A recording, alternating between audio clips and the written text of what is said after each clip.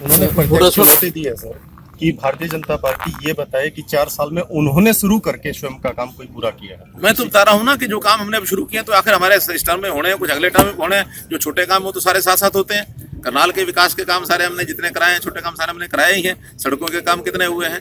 अब केवल सड़कों पर 16-18 करोड़ रुपए तो हमने आकर के लगाया। यहाँ किसने लगाया? ये इसलिए गाँव की सड़कें जितनी बनाई सारी हमने बनाई है।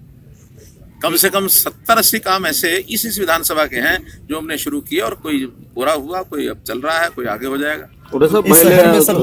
बाई इलेक्शन बड़ा रोचक हो गया है क्योंकि कांग्रेस के जो राष्ट्रीय प्रवक्ता हैं रणदीप सुरजेवाला वो मैदान में आए हैं, ऑलरेडी एमएलए हैं आपके साथ विधानसभा में।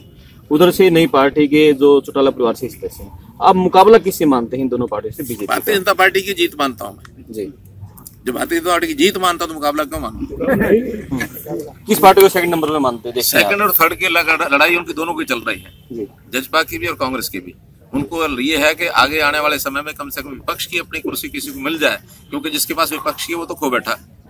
अब इन दोनों में यह है कि विपक्ष में कौन बैठेगा, ये उनकी लड़ाई आपस में चल रही है, वो निर्णय करेंगे अपना। रणदीप सुरजेवाला ने एक नारा दिया है विकास कार्यों के लिए आपको मत देंगे, क्या आप ये मैसेज कन्वे करने में सफल रहे हैं? ये मैसेज है जनता में, जनता के लोग संतुष्ट है इस बात से। केवल वो जो उल्टी सीधी राजनीति, जो जातिगत राजनीति कर रहे हैं, ये भयंकर राजनीति है। और मैं समझता हूँ कि आधे से ज्यादा जनता इन बातों को समझती है कि जातिगत पॉलिटिक्स में हमको नहीं आना है, और ये जातिगत पॉलिटिक्स हमेशा प्रदेश को पीछे लेकर के जाती है, इसको कभी नहीं करना चाहिए। शहर में जाम और आवारा पशुओं की जो ऑलरेडी वो फिर से विधानसभा का चुनाव लड़ रहे हैं, उनकी जो फिलहाल की वो सदस्य है उस पर बड़े सवाल उठ रहे हैं, वो नहीं आते।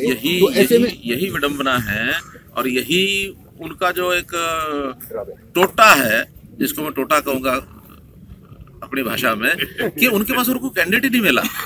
और जो आदमी कैथल की विधानसभा का सदस्य होते हुए भी विधानसभा में 70 में से 7 बार नहीं आया, 10% की हाजिरी नहीं है उनकी, और 10% भी हाजिरी आई तो आए, बैठे, शक्ल दिखाई, हाजिरी लगाई। शायद उनको लगता होगा भाई ये भी नहीं गए तो कल को मेंबरशिप ना चली जाए।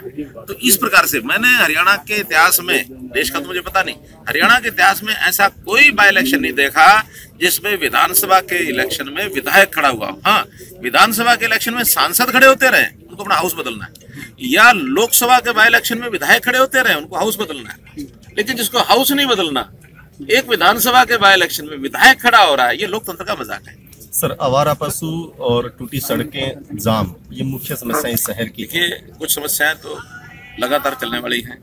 अब कोई सड़क ऐसी नहीं हो सकती कि कभी टूटेगी नहीं। दूर होने की उम्मीद है? दूर हो कर ही रहे हैं।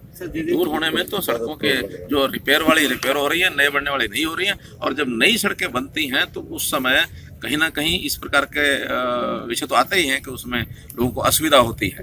एक थोड़ी कठिनाई हमारे यहाँ इस प्रकार से भी लोग महसूस कर रहे हैं कि हमारी बहुत सी सड़कें हमने नेशनल हाईवे को अलॉट कर दी है, और जब नेशनल हाईवे को अलॉट हो जाती हैं उसके बाद उस पर काम की जिम्मेदारी होती है नेशनल हाईवे पर। अब नेशनल हाईवे की सारी जो उसकी DPR है, टेंडरिंग है, इसमें 8-9 महीने लग जाते हैं। तो जो साल भर पहले जो सड़कें नेशनल हाईवे को गई थी, उनका निर्माण कार्य नेशनल हाईवे का शुरू हुआ नहीं, PWD ने उसको किया नहीं।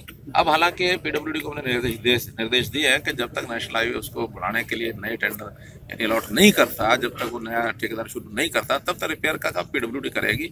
उस पर हमारा पैसा जितना लग जाए। चुनाव में नियमों को भी परिवर्तन करना होगा तो कल को हम करेंगे। एक चुनाव में 2 बड़ी चुनौतियां आपके सामने आने वाली हैं। इस दावे पर आप क्या कहेंगे?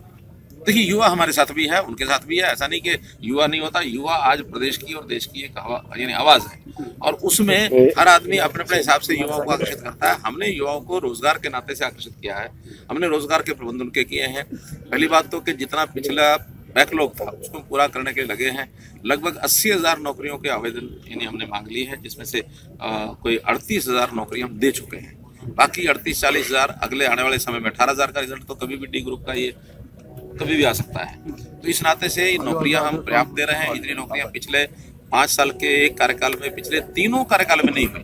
2 कार्यकाल हुड्डा सरकार के और 1 कार्यकाल चौटाला सरकार का। तीनों में जितनी नौकरियां हमने 4 साल में दे दी हैं, इतनी नौकरियां उन्होंने कहीं नहीं दी है। दूसरा, हमने जो पढ़े लिखे नौजवान हैं, खास करके ग्रेजुएट्स, पोस्ट ग्रेजुएट्स, उनको खाली रहने के बजाय हमने 100 घंटे के काम के बदले 7,000 रुपया, 7,500 रुपया और 9,000 रुपया स्टाइपेंड देकर के उनको लगभग 60,000 लोगों को उनको काम दिया है। इसी प्रकार स्किलिंग का काम, ये कुछ केंद्र सरकार के स्किलिंग के प्रोग्राम चल रहे हैं, कुछ हमने स्किल डेवलपमेंट जो यूनिवर्सिटी बनाई है उसके अंदर भी जो लोगों को काम की सिखलाई कराई है, उसके माध्यम से भी लोगों को प्राइवेट रोजगार या स्वयं रोजगार करने की जो स्थिति उनकी बनी है उसमें बना है।